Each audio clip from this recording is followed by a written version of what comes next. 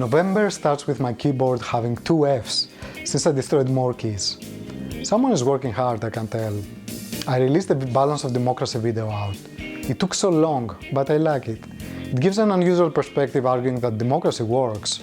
Of course, I'm not too fond of some of the results, for example Brexit, but I can clearly see how it represents people. You see that the thing is going a bit crazy as I let GoPro Max to get in my head. I walked to work one day and got all sorts of useful footage. What the fuck? Then there was the elections video that I consider kind of a masterpiece.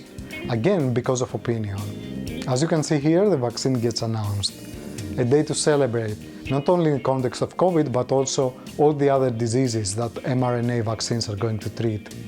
At the same time, New York was getting cold. New York is cold. When it gets cold, it's so cold. At the same time, New York was getting cold and shop owners started investing in super advanced outdoor dining infrastructure. Why would they do that? It turns out that they knew what they were doing very well, since about half a month later indoor dining got banned. And then we get to this Lego Lost Connections video. This video took endless hours to create. Some people love it and some hate it. I love the content, the videography is kind of terrible, but you can see there's been so much effort in it. It also made me appreciate so much all those early Lucasfilms and Steven Spielberg movies. I was always watching them decades later and I was like, what's the big deal about it? But seeing how much effort it takes to make anything with the limited technology available makes me so much appreciate what I watch now. I have to tell you that making videos makes me appreciate cinema so much more. 22nd with Facebook confirmations. I will get on that, but let's move on for now. At about the same time, we were shooting the architectural kata videos, but more on that in December. Some more videos and one Wikipedia post on satisficing. What was I talking about? The fact is that in the 14th of November, we rent a car and we're driving in some areas around Brooklyn, looking at houses. We have never done that before, but why not? Αυτό είναι. Αυτό το είχα και εγώ αυτό στη Λίμνη. Διαμέρισμα είναι. Και έχει και βεράντα όμως. Έχει μπαλκόνι μπρος και πίσω. Ναι. About a week later, we went to see the same one from the inside. It was satisficing. We checked all the boxes. It wasn't optimum, we haven't been looking for months. We didn't really know what we were doing, but we made an offer and took it off the market. Back to those Facebook warnings.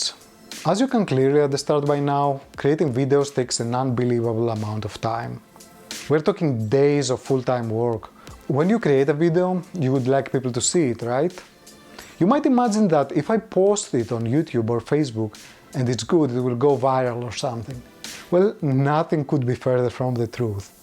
The reality is that you get to spend 20 hours working on a video, post it, get 3 likes from your friend, 2 people bitch, and one day later, it's like nothing happened.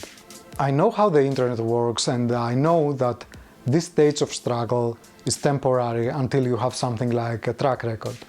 But the fact is that at this stage, if you want to keep your video visible for more than a day or 2, you have to pay. You have to advertise. All these videos that I created this month, and I guess everything I ever post, since I don't talk about cats and dogs, can be classified as social issues. My and everyone's videos are classified by basic algorithms that can distinguish between what I say and the political campaign. As a result, both Facebook and YouTube blocked me from advertising those videos. This means that I spent all that time and my friends didn't even really see them, which was very painful and sad, because they're good ones. Facebook got me through a tedious process of proving my address, they had me renew my driving license, sending me a letter in my address, and then they showed me a quiz with irrelevant questions. After this, they made me go to a notary. At that point, several weeks later, they re-enabled me. Now you have to understand that A, Facebook 100% knows exactly where I live, and B, they could have told me to go directly to a notary, which took just a few hours instead of doing all this show. They were trying to delay me till the elections were over. I don't care, but I guess other people care. The fact is that this year you spent all your time online. You watched so many advertisements, it's beyond belief. They even put now 2 advertisements in the same slot on YouTube. It's ridiculous. Almost everything I bought in 2020 was because of advertisements, hunting me from one website to the other.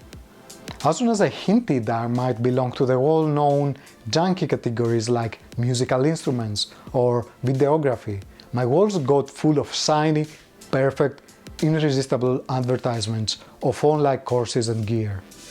Now you might say, didn't you say that buying stuff is good? Of course it's good. Of course it helped. But I tried hard to buy only as much as I did. More specifically, I've put in my habit tracker days I bought nothing. I'm trying to have as many such days as possible within a week. I'm not talking about small things like water. I'm talking about online spending mainly. I'm also a big fan of Dan Ariely, the guy who wrote Predictably Irrational. I even bought his game. I saw it in an advertisement, in Facebook. So what I have done based on the ideas from his Predictably Irrational book was to delay decisions based on how expensive they were. For days I was painting the things I'm going to buy and how they will connect to other things, researching them, killing time.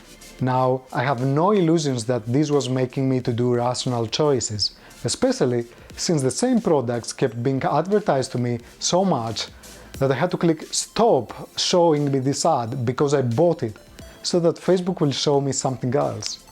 By this process though, I slowed down my rate of buying, a lot, like 3 times slower, till the pandemic passes.